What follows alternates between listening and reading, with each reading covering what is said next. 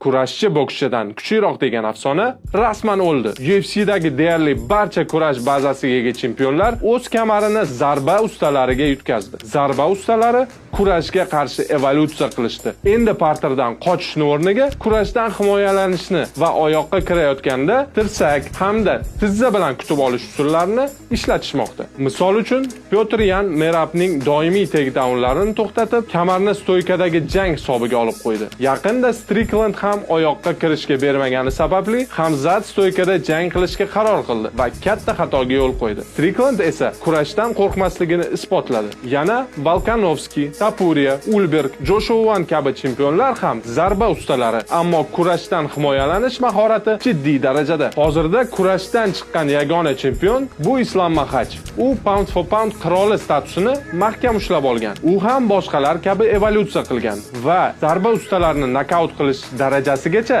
texnikasini rivojlantirgan. Klassik kurashchilarning davri o'tib ketdimi yoki hali yangi Habib paydo bo'ladimi? Fikringizni izohlarda yozib qoldiring va Taktika Fighterga obuna bo'ling.